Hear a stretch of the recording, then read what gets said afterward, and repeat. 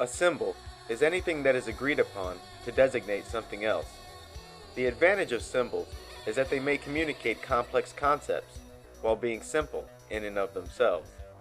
Most symbols are simple drawings that consist of a few pen strokes, while other symbols are objects or actions.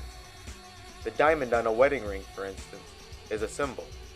Imagine all the things that can be inferred about a husband who gives his wife a wedding ring mounted with a piece of glass or a random pebble instead of a diamond.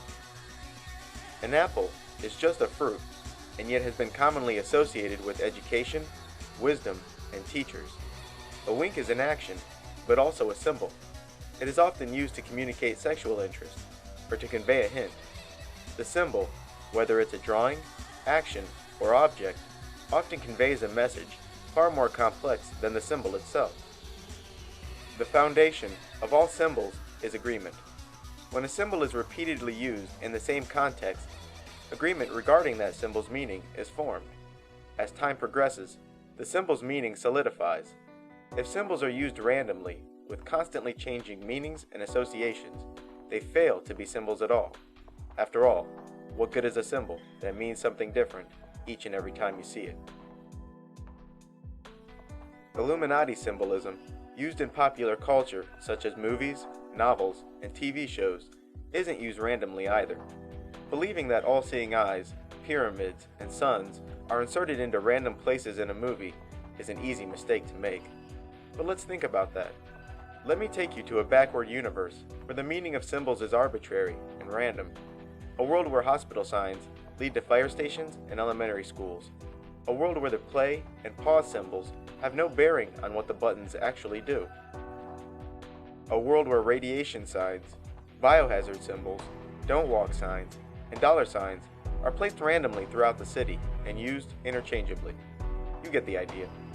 If used randomly and without repeating context, the symbol fails to be a symbol at all. We don't use symbols randomly, we can't afford to, and neither can the Illuminati.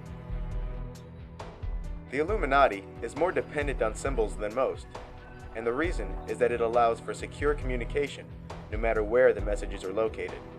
As long as the masses are kept outside of that symbol's agreed upon meaning, any message can be hidden in plain sight. And, as stated earlier, not all symbols are drawings. This is so important to remember as we move forward. The Illuminati share a tradition similar to how Christians, Muslims, and Hindus share a tradition. Compared to the overall population, Christians, for example, share similar beliefs on the origin and history of man, the major cosmic players like Jesus, God, and Satan, and what is moral and immoral. The Hindus share a story with hundreds of gods and general consensus regarding their respective histories, duties, personalities, and relationships. If Hindus insisted on telling stories from their traditions and embedding that tradition into their works of fiction, a repeating story would slowly emerge. These quote-unquote fictional retellings would of course be quickly discovered if each retelling is placed in the same context, but if each retelling contains variations of settings, characters, genders, time frames, and even villains and heroes, it will appear, at least from afar, that they've simply run out of original ideas. Imagine retelling the story of the world nations during the 20th century in the context of a high school classroom, where individual students would represent countries. Telling the story of the world nations from the year 1900 to 2000, all in terms of high school students. Geopolitics of the 20th century meets Saved by the Bell. Students become popular, powerful, rise, and fall. The character representing America would be isolationist and weak at first, and finish intrusive and powerful. The Russian would start weak, have a moment of glory mid-season, and by the end descend once more into mediocrity. And, needless to say, the blonde German kid starts not one, but two huge fights that leave the classroom in shambles. All retellings have three things: characters, in this case major world nations; context, in this case high school students in a classroom; and a timeline, in this case the years 1900 to 2000. Now imagine the very same story of nations told in terms of the African savanna, America the eagle, Russia the bear, etc. Geopolitics meets The Lion King. After hundreds of these retellings, even with altered characters, contexts, and timelines, eventually two retellings will resemble each other so much that they will betray the original story from which they were founded. Even the various religions and mythologies appear to be nothing more than retellings of a singular root story. Here's food for thought. It's been noticed that many gods in Egyptian mythology have apparent counterparts in Greek, Persian, and Roman mythology, the same characters appearing over and over again in different religions. We commonly come to the faulty conclusion that one mythology and all its stories were absorbed by another mythology, who gave the gods different names. Essentially, a religious ripoff. But that doesn't hold true for the Bible. The Bible has always been thought of as distant from Greek and Egyptian mythologies. Themes involving angels and demons, heaven and hell, God and Satan have never been merged with the gods and titans of ancient Greece. But listen to this Bible verse. Here's Revelation chapter 9, verse 11. And they had a king over them, which is the angel of the bottomless pit, whose name in the Hebrew tongue is Abaddon, but in the Greek tongue hath his name Apollyon. This passage is in reference to an angel that arrives from the bottomless pit, or hell basically, and rules over countless demons. And what the passage is saying is that this angel has names in other mythologies, Abaddon for the Jews, and Apollyon for the Greeks. Apollyon is what the ancient Greeks called Apollo, the sun god of Greek mythology. The Bible is basically suggesting that the character Apollo from Greek mythology is a very real character, leads an army of demons, and has alternate names in other religions. And it doesn't end there at all. Almost all of the religions and mythologies contain at least one sun god.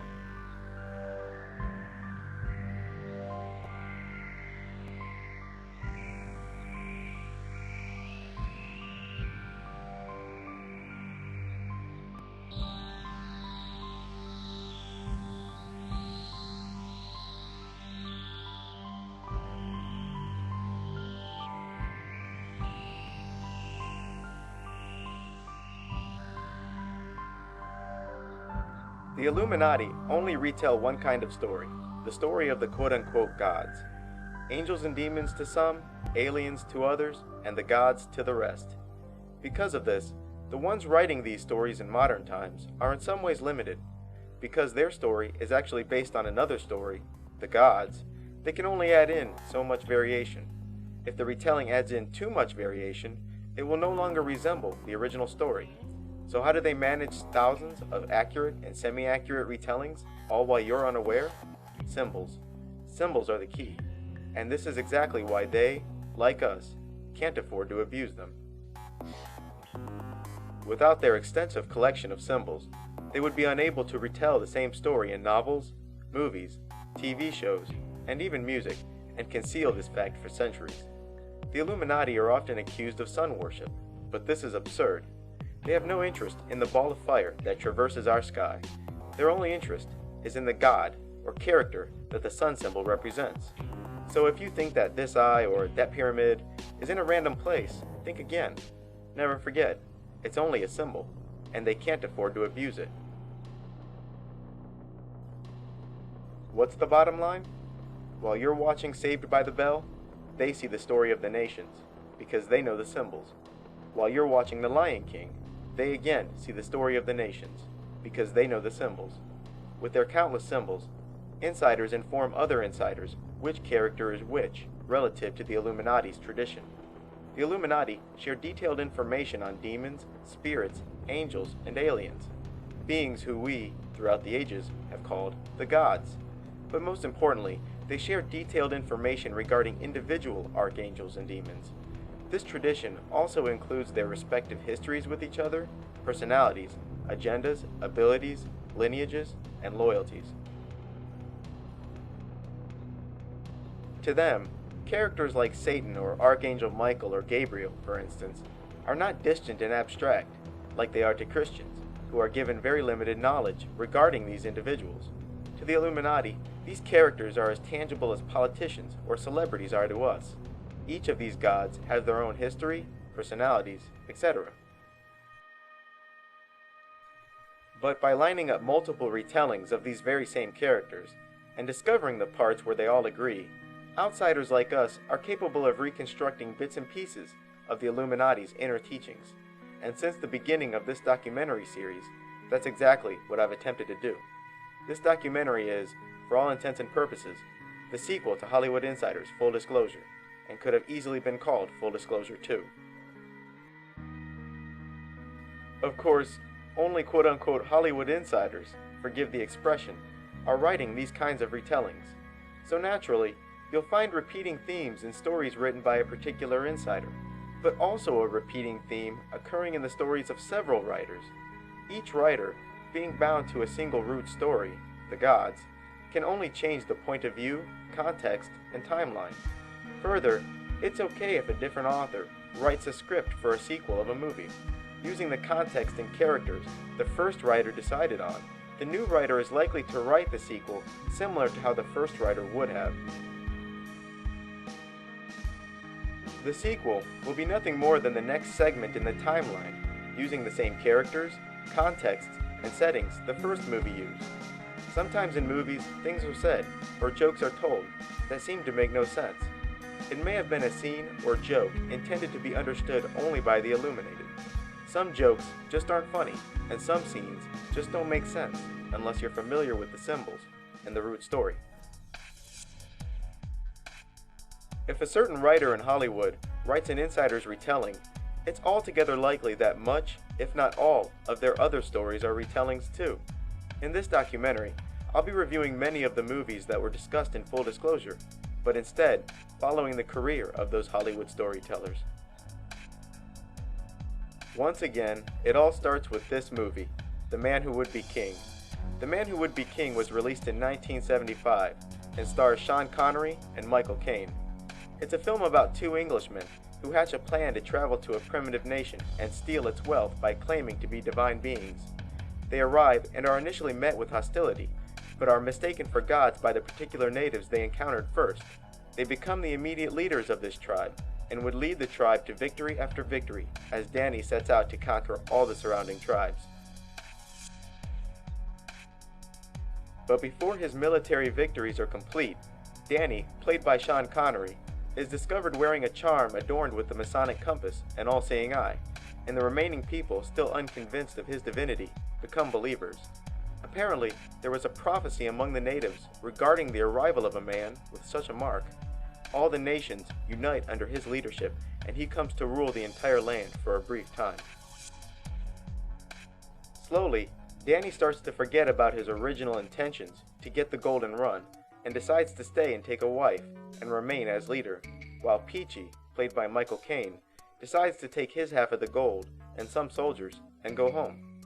But before Peachy can leave, Danny is bitten at his wedding and revealed to be only human after he's seen bleeding. During their escape, their gold is wasted, and after a small fight, they are captured and punished. The short story that the movie is based on was written by a member of the Illuminati named Rudyard Kipling more than a century ago, and since the movie's release in 1975, this movie's storyline and concepts have been reused by other Illuminati insiders in Hollywood.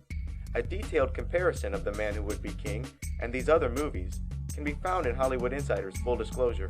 In this film, I'll simply summarize those comparisons.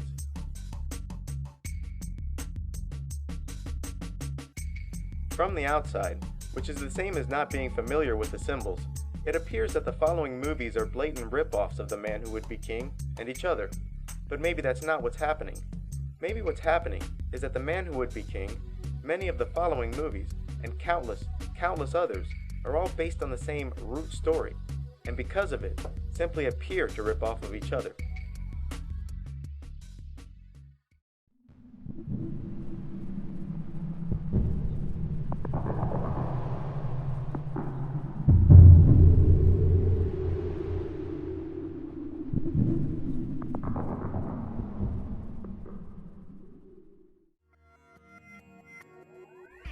Our first offender is Roland Emmerich.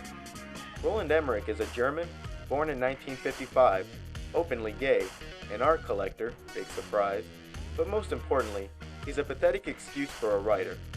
Roland directed and in many cases produced and wrote the stories for movies like Independence Day, Stargate, Godzilla, The Day After Tomorrow, 10,000 BC, 2012, and a few other crappy movies. His retelling of The Man Who Would Be King, or the most obvious one, was Stargate.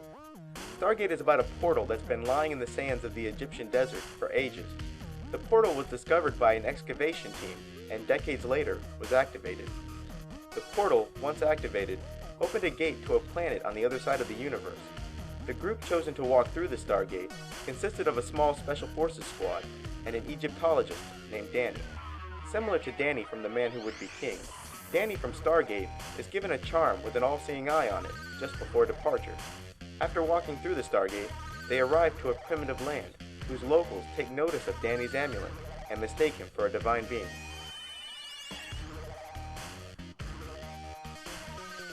After a series of events where most of the soldiers are killed, the local people all unite under the leadership of Danny and the remaining soldiers. Eventually, the sun god Ra, the antagonist of the movie, is killed by Danny and Jack.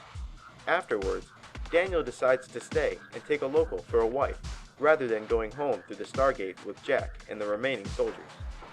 There are even some scenes in the movie that appear to deliberately draw from The Man Who Would Be King.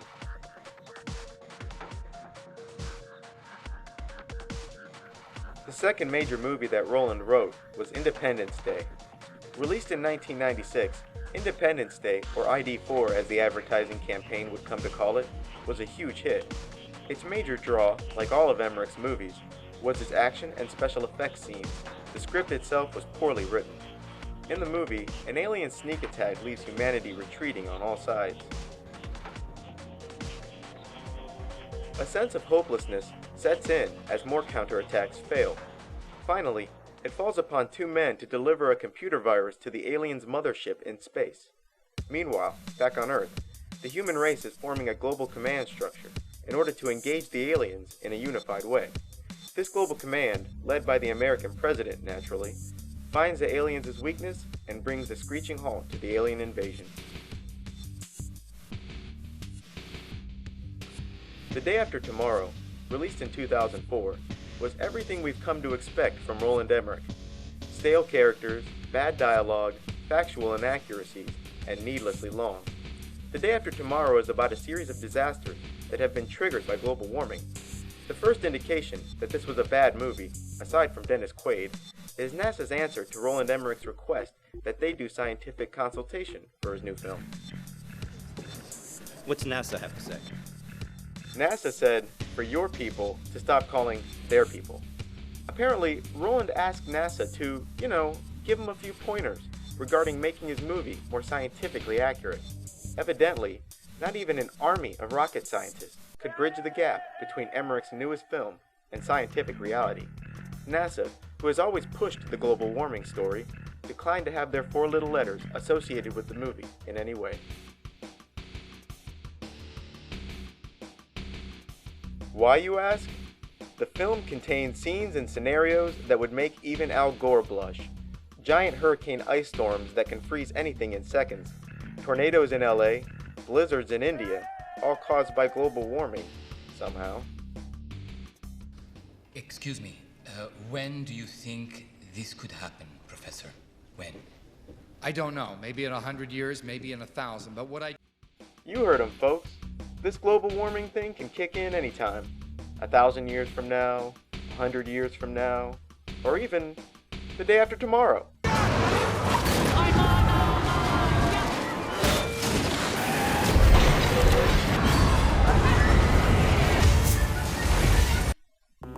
A mere 2 days after Mr. Quaid's stirring address to the nations regarding long-term climate change, the laws of thermodynamics go on vacation. So much so that The Day After Tomorrow has found itself on more than one list of most scientifically inaccurate movies of all time. And still, the movie goes on and on about the science. The science, the science, the science. This is done so that the viewer associates global warming and all the other bogusness with the science. The movie leads the viewer to assume that scientists unanimously support global warming, but even that is false. Here's Dr. John Coleman, meteorologist and founder of the Weather Channel. My next guest wants to sue Al Gore for fraud. He hopes a legal challenge will settle the global warming debate once and for all. He's John Coleman, and he founded the Weather Channel. So, John, why do you want to sue Al Gore? Well, the deal is this, Greg. We have tried and tried and tried to get a debate on global warming with scientists on the other side. Al Gore or any of the scientists behind him over at the UN IPCC, we'd love to have a debate with them, but they say, oh no, the debate is over. Yeah. Well, now there are 30,000 of us. We have 30,000 scientists, 9,000 PhDs, who have signed up to debunk global warming. And they still won't listen to us. Now, you say in a lot of your writing that global warming is a scam. Why do you think that? Well, if you study all the papers of the Intergovernmental Panel on Climate Change, if you study everything their scientists have done, it all boils down to a claim that carbon dioxide, CO2 in the atmosphere, put there by our burning of fossil fuels, is going to turn the climate of Earth into an oven, and we're all going to bake and die. Well, that's sheer nonsense. We have burning fossil fuels for 100 years. And what have we done so far? We might have raised the temperature by 1/10 of 1 degree, maybe. Are you real concerned about this global warming? I'm only concerned about the incredible frenzy and hype for something that's a total myth. And how many billions of dollars apparently our governments are going to spend of our tax dollars to combat something that isn't real. That has my attention, believe me.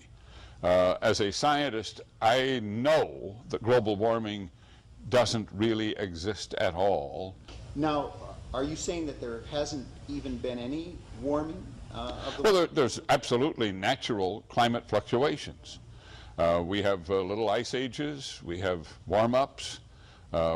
Historically, the Earth has vacillated through all of these. Solar cycles change dramatically, ocean currents change, and all of that has a significant impact on climate. Well, doesn't that bring us to the point that Mr. Gore makes and many others, that science has spoken? There is a universal consensus among scientists. Well, if you look at the history of the IPCC, it was formed by people whose agendas were of question. And it was from people who had world government in mind. Roland Emmerich's next movie of interest is 10,000 BC. This movie too has traces of the man who would be king, a chosen one with a mark on his body who was prophesied to come and lead the people to victory and freedom. The movie is about a man named Delay, whose family and friends were captured by a group of raiders called the Four-Legged Demons. He sets out on a quest to reclaim his consort and people from the kidnappers. After a dangerous journey, he comes upon people who live under the same oppression of the very same villains responsible for the kidnapping of Delay's people. These people find a mark on him that designates him as a chosen one. Eventually, the warriors of the surrounding nations united under Delay's leadership. Delay would then lead a successful rebellion.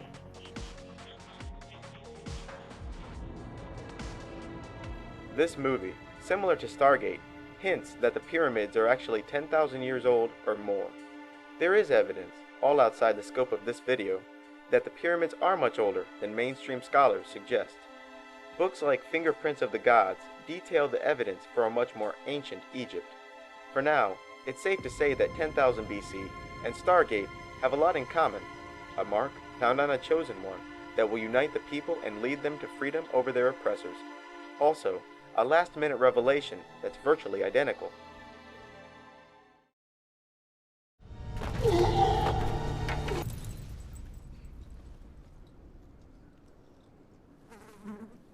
He is not a god! Yemyumae, Aturuti.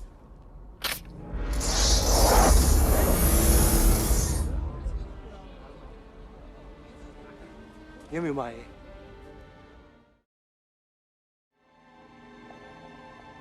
And lastly, we have Roland Emmerich's latest Fear Fest, 2012.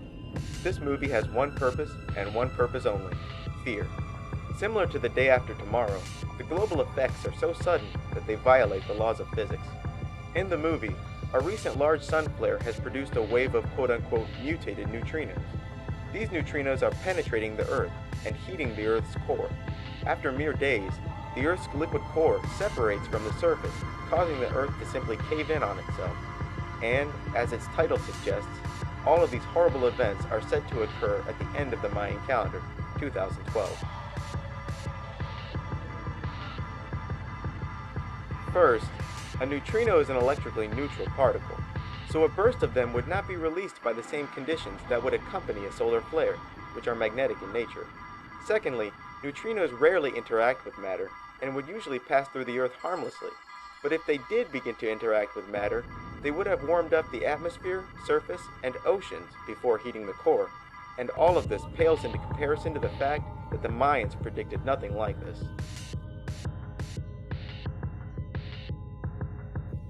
The movie 2012 and the disasters therein are all based on the end of the Mayan calendar, or the perception thereof. The Mayan calendar, similar to ours, has months, weeks, and days that tick away like an odometer. In our system, we have 7 days to the week, approximately 4 weeks to the month, 12 months to a year, and from there, only the year continues to roll over. So, instead of getting to the 8th day in the week, we will roll over 1 week and begin the count again. Instead of getting to the 5th week of the month, we roll over 1 month, and instead of getting to the 13th month of the year, we roll over 1 year. The Mayans have a similar system, but instead is based on the number 20, with one exception. In the Mayan system, after 20 days, the Mayans roll over 1 minal. After 18 minals, the Mayans roll over 1 tune. So 1 tune equals 18 minals equals 360 days, or approximately 1 year. After 20 tunes, or 20 years, they roll over 1 katun. After 20 katuns, or 394 years, they roll over 1 baktun. And after 20 baktuns, they roll over 1 piktun. December 22nd, 2012 will be the first day of the 14th baktun.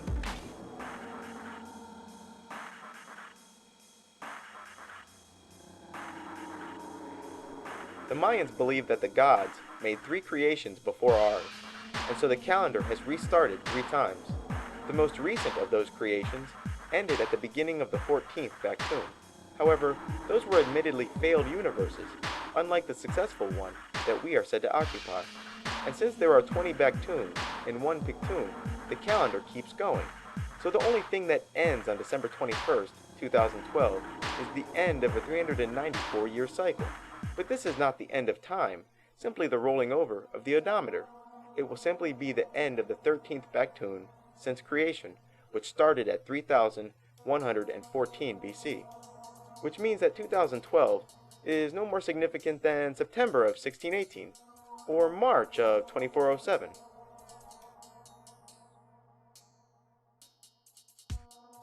And as for Mayan prophecies of disaster, there is only one prophecy the Mayans ever made regarding 2012, the arrival of Balan Yukta from the sky.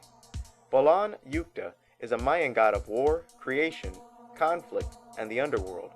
The only Mayan inscription regarding the end of the 13th baktun, or 2012, is located in southern Mexico at a place dubbed Monument 6. The inscription reads, "He will descend from the sky." The details regarding the arrival have been eroded by time, but that's all the Mayans had to say regarding the so-called 2012 end date. No disasters, no floods, nothing except he will descend from the sky.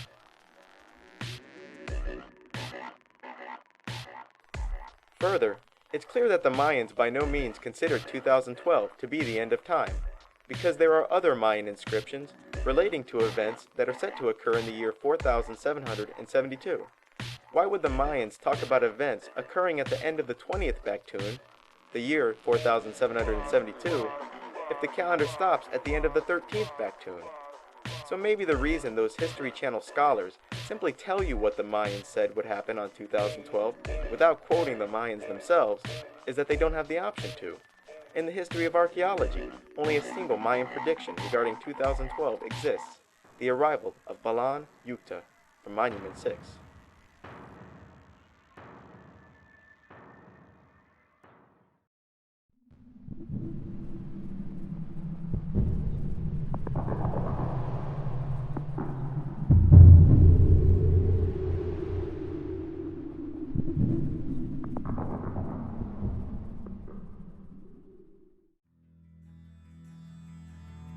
Next we have writer and producer Terry Rossio and writer Ted Elliott.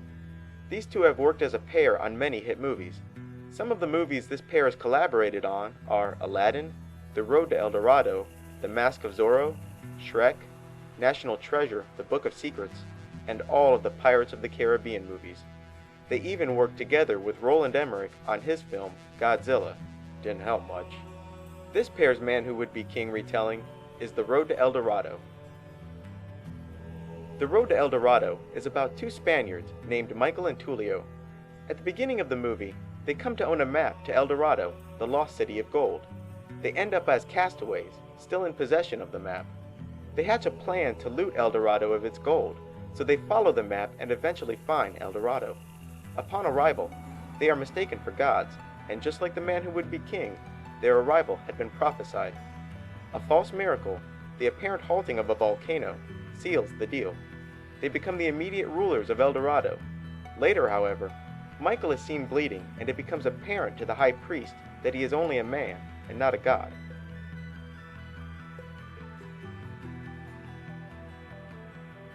By the end, the two had separate plans. One intended on remaining with the primitive people as ruler, while the other, Tulio, intended on going home with his half of the gold. But before Tulio leaves, an old enemy catches up with them. During the panic of escape, the pair watch all their treasure wasted. The Road to El Dorado, even more than Stargate, has scenes that appear to deliberately draw from The Man Who Would Be King. Ted Elliott and Terry Rossio also wrote the stories for the Pirates of the Caribbean. In Part 2, Dead Man's Chest, Jack Sparrow, the central character of the movie series, has arrived by boat to a primitive island where he has been mistaken for a god. The natives decide to paint eyes on his face, symbolizing his divinity. Just another retelling, it appears. Ted Elliott and Terry Rossio also wrote National Treasure 2, The Book of Secrets.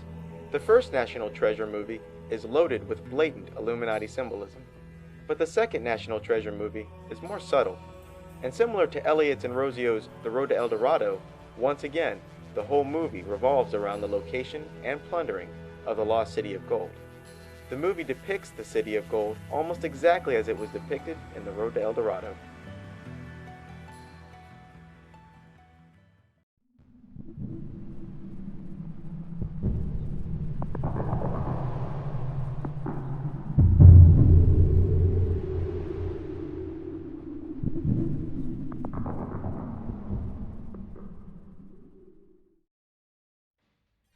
Next, we have George Lucas, creator of the Star Wars saga. Star Wars, most notably Episode 6, Return of the Jedi, appears to be yet another retelling of The Man Who Would Be King.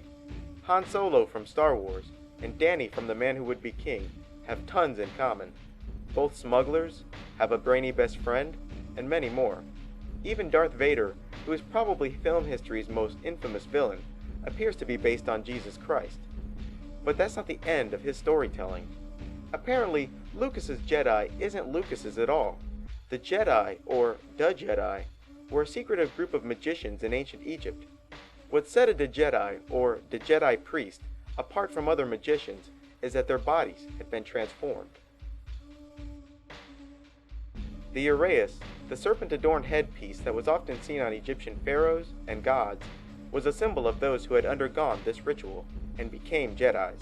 The serpent was placed over the forehead because the forehead was the location of the third eye. The serpent was used because it symbolized those who had their kundalini, or inner serpent, raised from the base of their spine up through the chakras and placed into the foreheads. Djed means spinal column. Initiation to the Jedi Order was physically demanding, and, like Luke Skywalker discovered, often involved exercises and other routines that had nothing to do with spiritual growth. But if a Jedi student showed promise and perseverance, he was initiated into the Order of the Jedi.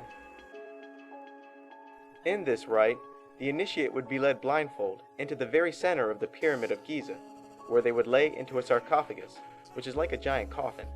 From there, while clinically dead, certain incantations are said over the coffin. 3 days later, the person would be reborn as a Jedi. with abilities that we would associate with powerful magicians. They experience the world through the eyes and abilities of a spirit, yet still have flesh.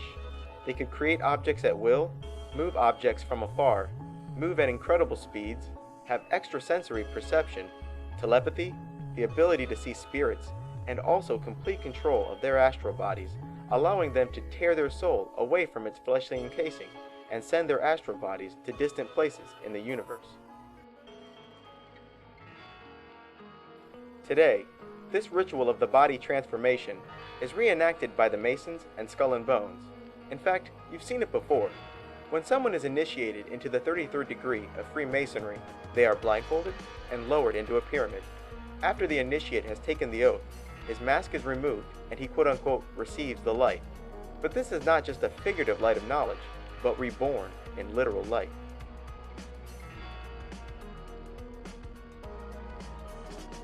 The film From Hell, starring Johnny Depp, is about an investigator who smokes opium to receive visions of the future and past. Against him is a series of murders perpetrated and concealed by the Freemasons, who occupy all the significant seats of power in 19th century London. The movie depicts a reenactment of this most secretive ritual. Let the brother receive the light.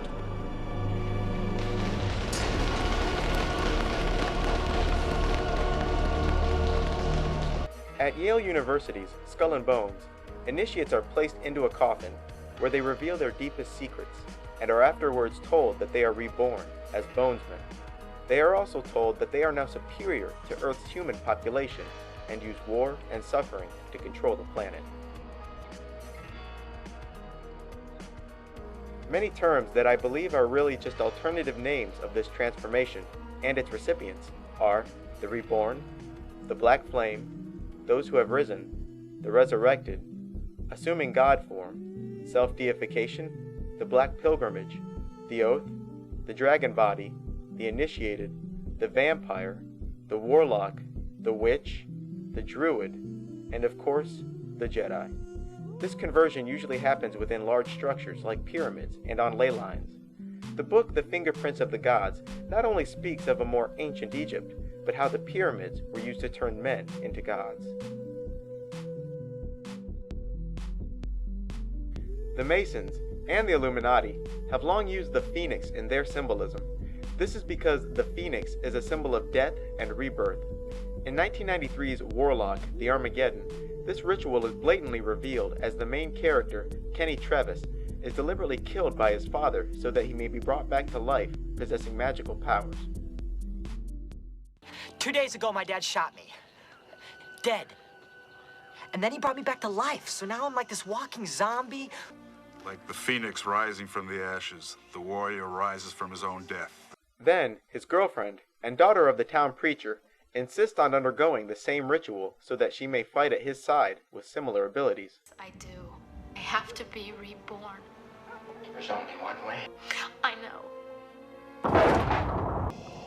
Daddy, you have to help me.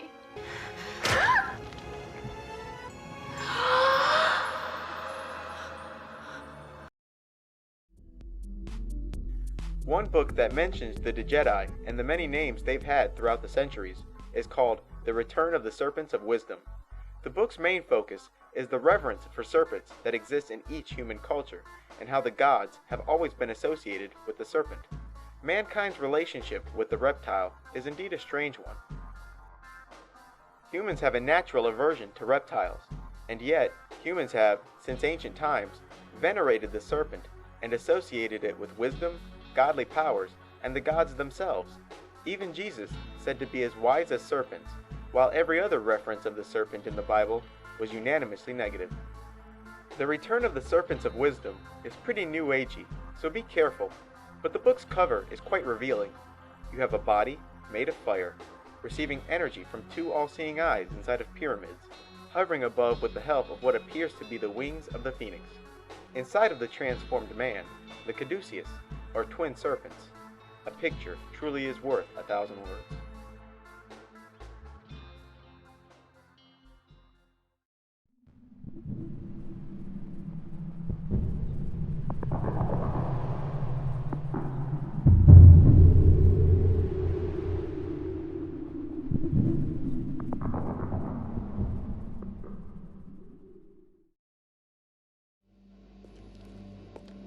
But here's another picture that's worth 1,000 words.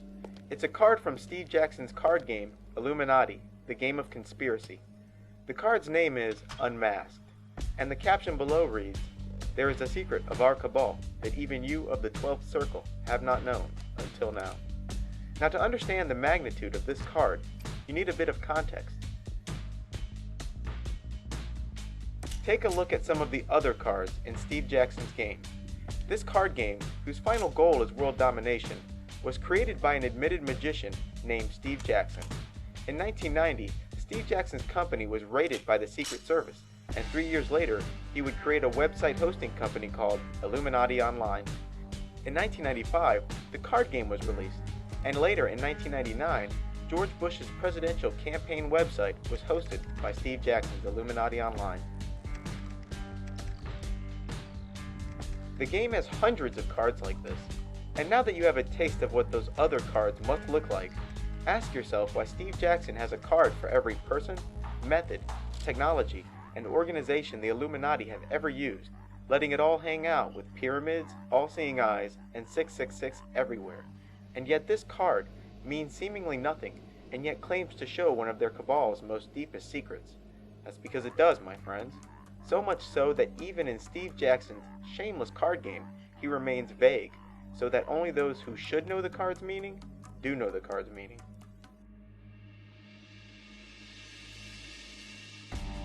Another movie that talks about the Jedi, and even in the correct context, is The Men Who Stare at Goats. This movie begins with the line, "There's more truth to this movie than you think," and it's right. The movie is about a journalist who picks up the scent of a story involving a disbanded group of psychic warriors who once worked for the army. He eventually comes to learn that the army did in fact attempt to create a unit of psychic soldiers who were capable of doing things such as using telepathy to stop the heart of a goat. This group, called the New Earth Army, was formed under what the military would call Project Jedi, and the individual soldiers were known as Jedi Warriors. According to the movie, a Jedi warrior has super abilities, such as being able to see with a blindfold, seeing extremely distant or hidden objects, and could even walk through walls. In the 80s, I was trained at Fort Bragg under a secret initiative, codenamed Project Jedi. The objective of the project was to create super soldiers. Super soldier? A Jedi warrior. He'd know where all the lights were. He could walk through a room, he could tell you how many power outlets there were. It's the Anya chakra, the third eye, the symbol of the Jedi. The movie got something else right, too. The eye in the pyramid truly is the symbol of the Jedi. The 2009 film, The Men Who Stare at Goats, is actually based on a 2003 documentary with the same name. The 2003 documentary, a creation of John Ronson and John Sargent, was itself based on a book written by John Ronson. The documentary details the Army's ambitions to create soldiers with superpowers back in the 1980s. Allegedly, the Army was training soldiers taken from Special Forces squads and teaching them to do things like become invisible, mind reading, moving at incredible speeds, walking through walls, mind control, and astral projection. Eventually, the Army's aspirations would change into the use of mental powers to stop the hearts of goats. While the goat was under close observation, subjects would attempt to project damage into the goats simply by staring at them. These experiments were conducted at Fort Bragg, North Carolina, in a building dubbed Goat Lab. It is said that after 9/11, the Army resumed Project Jedi and resumed experiments involving injuring goats from afar. As stated earlier, Jedis have gone by many names throughout the centuries.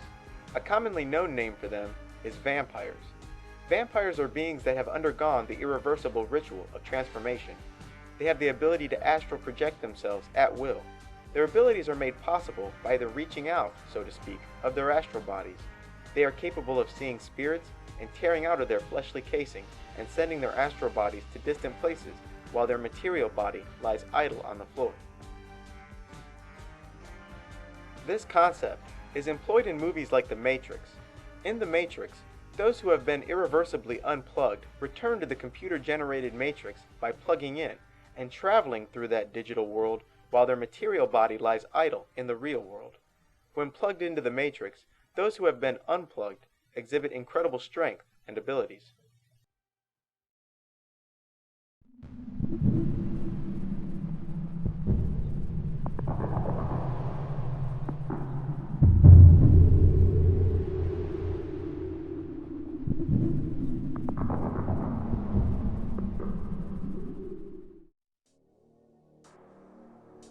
That brings us to Avatar. Avatar was written and directed by James Cameron. James Cameron wrote and directed movies such as Terminator 1 through 3, Titanic, Strange Days, The Abyss, and Aliens. In Avatar, people operate grown-from-scratch bodies called avatars remotely, while their real body lies idle in a large capsule. These avatar bodies are considerably stronger than human bodies and are capable of sensing the world in all the same ways. The movie is about a guy named Jake Sully and takes place in the year 2154. Jake is a handicapped ex-Marine now working for the RDA Corporation. Jake, and many others in the employ of the RDA Corporation, have traveled from Earth to Pandora, which is a moon of a distant planet. The corporation intends on mining a rare and extremely valuable mineral found on Pandora called unobtainium. The natives of Pandora are a primitive, blue-colored people called the Na'vi. The Na'vi have no intention of allowing outsiders to mine their land, and have firmly established their willingness to resist, even with primitive weapons. So Jake was selected to operate an avatar body, which is exactly like the bodies of Pandora's natives, and infiltrate their community. His mission was to gain information regarding their land, defenses, and most importantly, their sacred tree, which stands directly above a huge deposit of unobtainium. Upon arrival, he is initially met with hostility, but the pure spirits released by the sacred tree shine their favor on Jake, and provide the first indication that he had been chosen. The hostility he was initially met with turns into acceptance, and slowly, Jake begins to feel affection for the natives. Further, he is growing increasingly close to Neytiri, who is the daughter of the clan leader. After telling the Na'vi that he had been sent to infiltrate them, Jake once again finds himself an outcast. But Jake still wants to help the Na'vi fight the RDA Corporation, so he sets out to do something that no native has done in generations: ride and control a dragging-looking animal the natives call the Last Shadow. After succeeding, he arrives with the beast and impresses them enough to not only regain acceptance, but become leader. He sets out to unite all the neighboring tribes under his leadership, and they accept his leadership. Jake, with his army of natives, defeats the RDA Corporation and sends the surviving employees home. Instead of returning home, Jake decides to stay with the primitive people and take the local, Neytiri, for a wife. At the end, he undergoes permanent body transformation into the body of a Na'vi. Even the movie's title alludes to who Jake really is. The word avatar has two definitions. The first is a human incarnation or embodiment of a god. The second definition is a virtual identity. This story sounds a bit like The Man Who Would Be King. A guy arrives to a primitive land with a con up his sleeve so that he may steal its valuable metals, but slowly he comes to appreciate the natives and forgets about his original plan to get the gold and run. Ultimately, he becomes leader and decides to stay and take a wife. But what Avatar really sounds like is Pocahontas.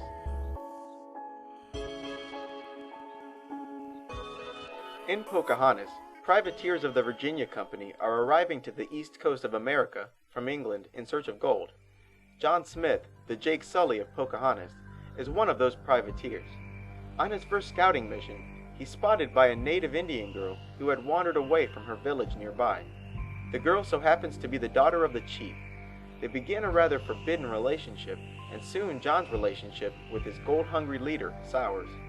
He begins to play the role of a negotiator and succeeds in preventing war between the natives and the British privateers. Jake Sully from Avatar and John Smith from Pocahontas have a little too much in common. Both arrive to a primitive land with other privateers in search for a valuable metal.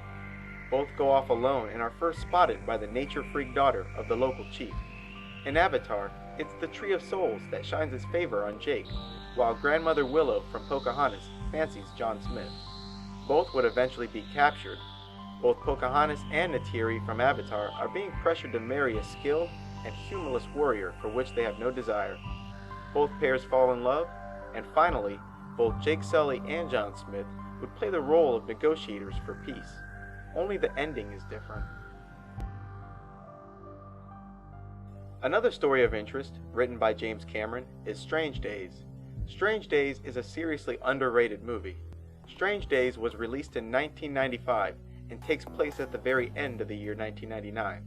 The movie depicts an America in a state of martial law, where the economy has collapsed and the cops are as bad as the criminals. The film depicts a technology called squid. After being placed on the head, an apparatus containing squid receptors is capable of recording everything that its wearer is experiencing. These memories are recorded onto a disc, and by using the same apparatus, those memories can be replayed and experienced by anyone at any time. In the movie, the main character, a former cop named Lenny, is a black market dealer of electronically recorded memories. From an unknown source, he begins receiving first-person memory recordings of a series of murders. The story is well written and has a nice twist at the end. Squid, or superconducting quantum interference device, is a real technology. A squid is a small electronic component that detects extremely small magnetic fields. Most of the squid's real-world applications have yet to be discovered, but already this device has found scientific application. It turns out that biological organisms create weak magnetic fields, which makes the squid perfect for monitoring neural activity, which is electric in nature. Also, because of its sensitivity, squid can be used in MRI machines that don't have to expose the body to the powerful magnetic field that current MRI machines use. James Cameron also wrote the first 3 Terminator films and directed the first 2. The Terminator series certainly has a chosen one feel to it. The entire series of movies essentially chronicles the life of John Connor. John Connor is the future leader of the human race in our war with the machines. In this case, James Cameron and many others used machines to symbolize demons, or those who had undergone transformation. This works out well for 2 reasons. First, the incredible strength that robots can be depicted with, and secondly, because of the more computer-like nature of demons.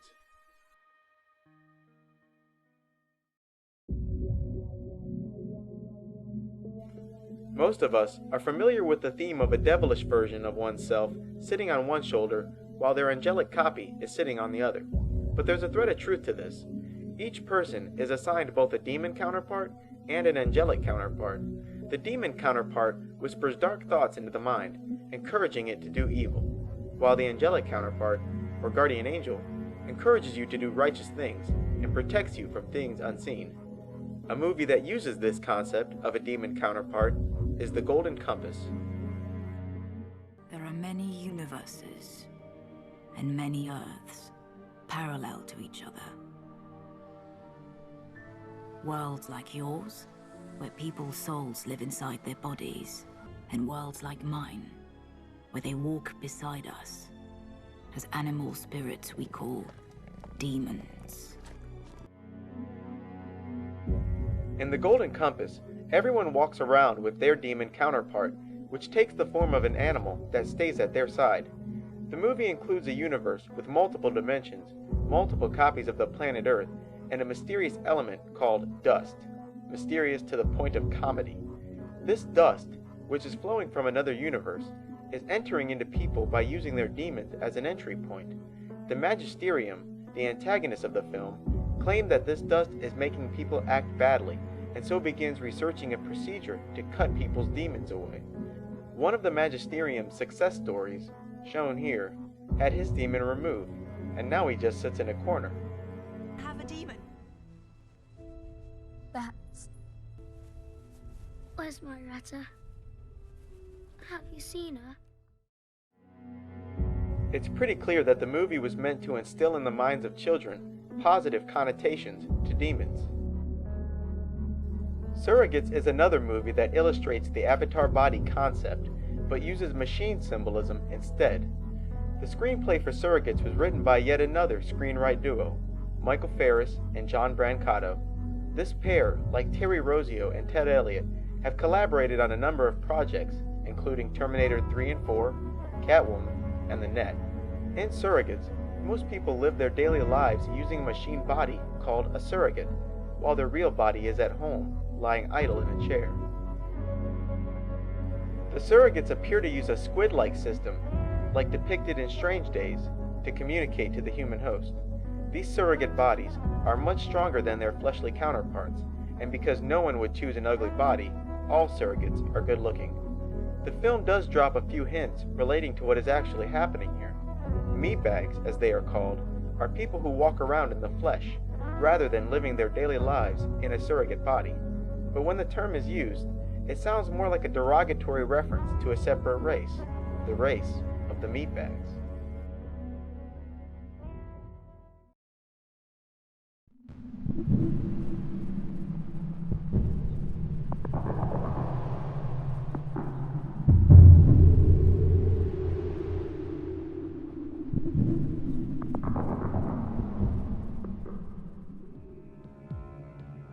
Water, or being thrown in water, is often symbolic for death, and because body transformation requires clinical death, coming out of the water is symbolic for undergoing transformation, or coming back from the dead. Often, when a movie character rises out of the water, or the abyss, the character rises up a little different than they went in. Another Michael Ferris, John Brancato flick is The Very Unfortunate Catwoman.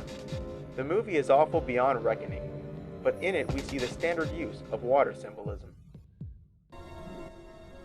It all started on the day that I died.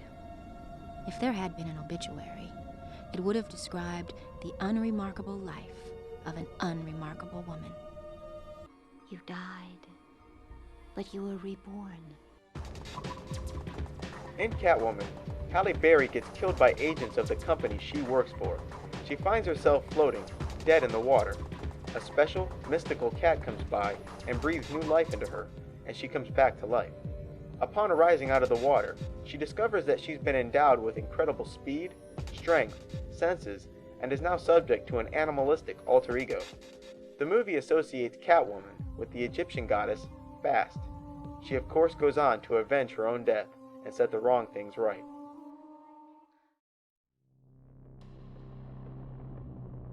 But the award for the most barefaced use of water symbolism for body transformation goes to Constantine.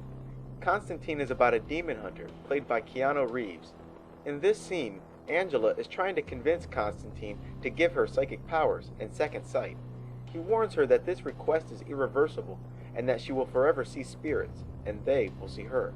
He goes about putting her in a tub of water and telling her that she must be completely submerged for her to be transformed. When she asks how long she'll be underwater, his reply is, as long as it takes. The reason is that you have to be clinically dead before you are transformed. I need to see what she saw. You do this, there's no turning back. You see them.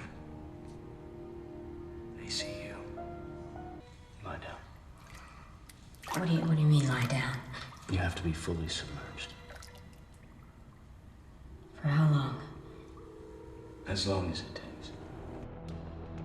After rising out of the water, her senses are so heightened that they immediately begin leading her around.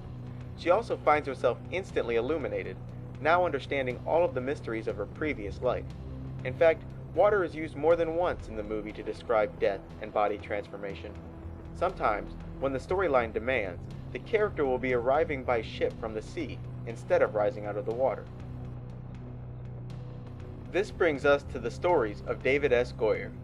David Goyer has written the story for movies such as The Puppet Masters, Blade 1 through 3, Batman Begins, The Dark Knight, The Unborn, and contributed to Jumper. I have already discussed symbolism in Batman in previous documentaries. I've also reviewed symbolism in David Goyer's Blade series, so I'll keep it short by pointing out this single, relevant scene from Blade Trinity. In this scene, Dagon, or Dragula, is shown disappearing from the world. In the movie, Dagon is described as having wrought murder and suffering upon the world for ages, and then suddenly vanishes. Water symbolism is used to describe what was actually his death. Another movie David Goyer was involved in was Jumper. Jumper is about a guy named David Rice, who finds out that he has the ability to teleport himself across vast distances simply by imagining his intended destination. He first discovered that he had these powers the day he fell into a partially frozen lake. The intense fear brought on by the prospect of drowning in ice-cold water triggered his first teleport. After that, he runs or teleports away from home, leaving all those who knew him believing that he had died in the frozen lake. He goes on a crime spree, eventually meeting up with another teleporter. Then there's a Luke Skywalker moment where he finds out that his mother is a big cheese in a group that hunts jumpers just like him. What's important here is the use of water symbolism, going underwater and coming out with extra abilities. In the movie, the character doesn't actually die, but the writers dropped hints about what has actually happened by having all the townspeople thinking that David had died in the lake. Another David Goyer movie is The Crow, City of Angels. The Crow, City of Angels is about a guy named Ash, who along with his son are murdered for witnessing a crime. Both are thrown into the water, but while there, Ash comes back to life and rises out of the water with incredible strength, speed, and a body that's impossible to kill. After a brief freakout caused by finding out that he had been killed, he goes on to avenge his own death by killing one criminal after another, working his way up to the man ultimately responsible for his and his son's death. Finally, you have David Goyer's Unborn. The Unborn contains the standard symbolism you'd expect from any insider story. Similar to The Man Who Would Be King and Stargate, The Unborn includes a charm adorned with the all-seeing eye that was given for a source of protection. This is known as the Eye of Horus. The Eye of Horus, or the Wadjet, is an Egyptian symbol of protection. The Wadjet was commonly associated with the Egyptian goddesses Bast, Hathor, and Sekhmet. Sekhmet, who is also known as the Eye of Ra, was typically spoke of as an ultimate weapon.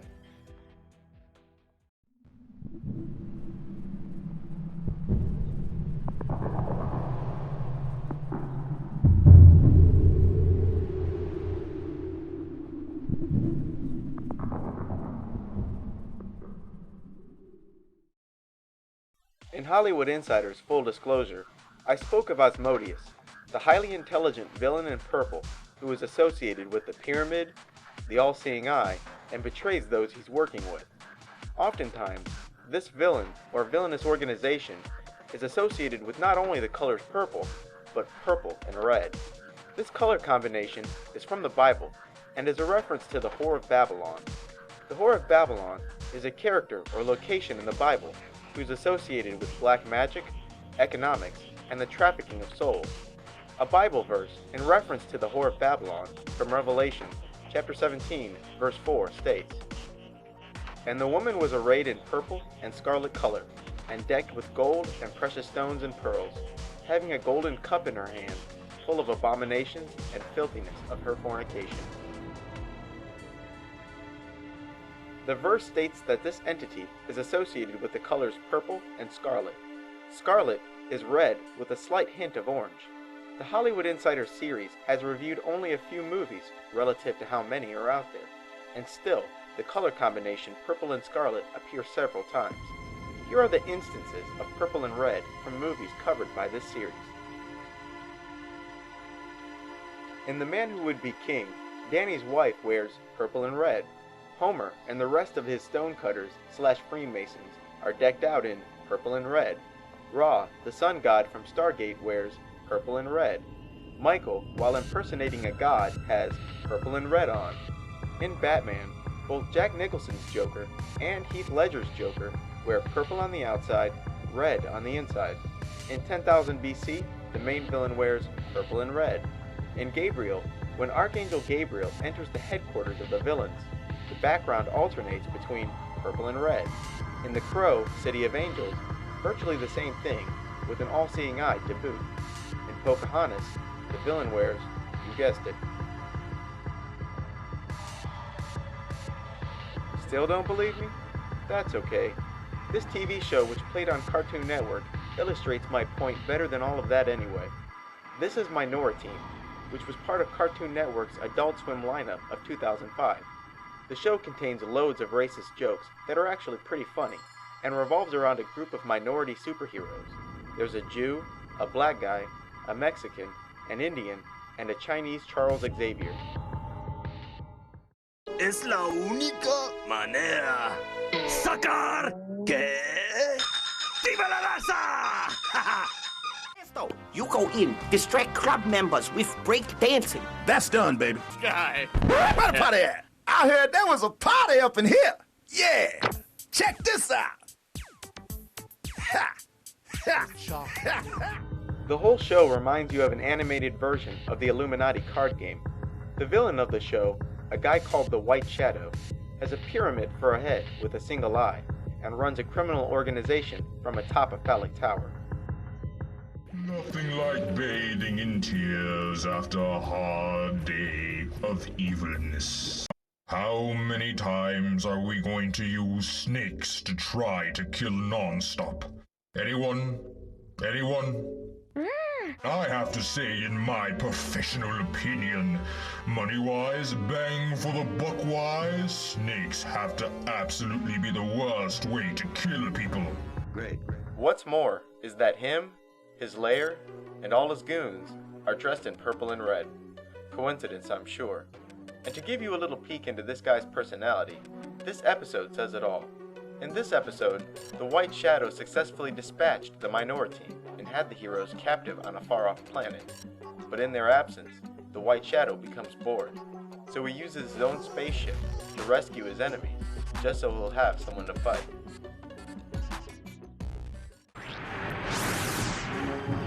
Get in. I'm a Chinese. You're not liking me, remember? Minority team, get in the freaking ship now.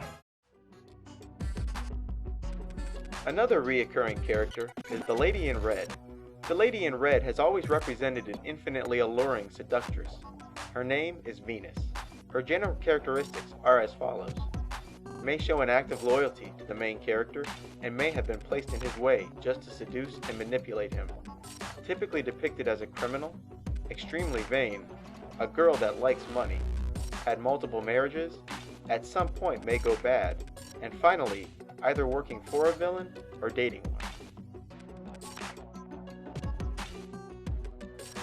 Even though it has no value regarding Illuminati symbolism, the movie The Woman in Red is still worth mentioning. The Woman in Red is about a loser, played by Gene Wilder, who becomes infatuated with the woman in red. And you know he's a loser because his 40-year-old friends act like 17-year-olds, and his wife is cheating on him with this guy. In the movie, the Woman in Red has no agenda to seduce Gene Wilder, but since these two sleep together by the end, the logical mind is forced to conclude that the movie excluded that part, and that there was indeed some horrible scheme to seduce Mr. Wilder. Because I mean, come on. This cartoonishly lopsided Lady in Red matchup is reminiscent of other cartoonishly lopsided Lady in Red matchups like Roger Rabbit and Jessica Rabbit, or how about Arthur Miller and Marilyn Monroe? And, as it turns out, the Woman in Red is dating a pretty scary guy. I only bring up the movie to point out the Lady in Red character, and her typical role as the ultimate seductress.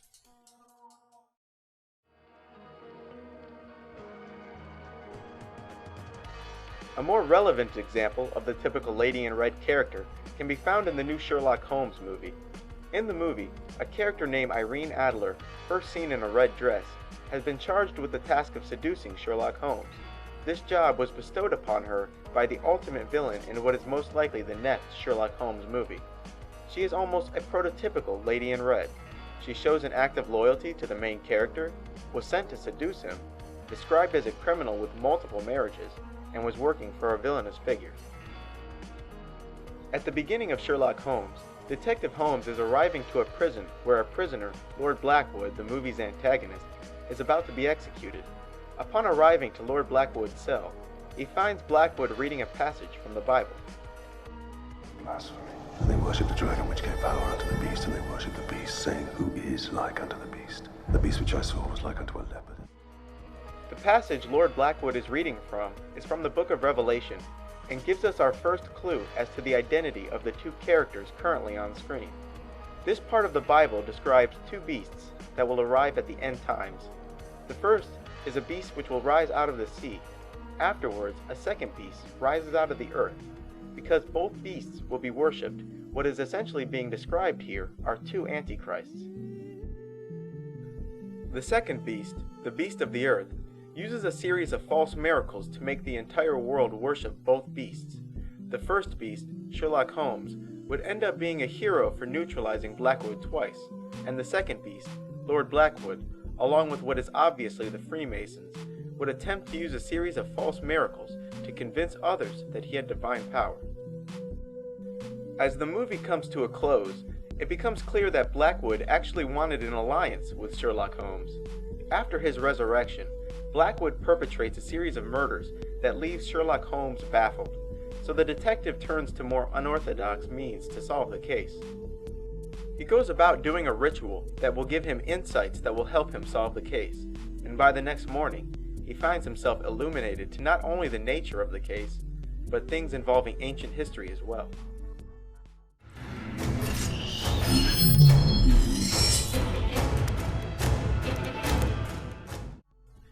There are in fact spells and rituals that can give one insights to mysteries or dilemmas that they face. The practitioner will find themselves flooded with images and concepts related to the question they've asked.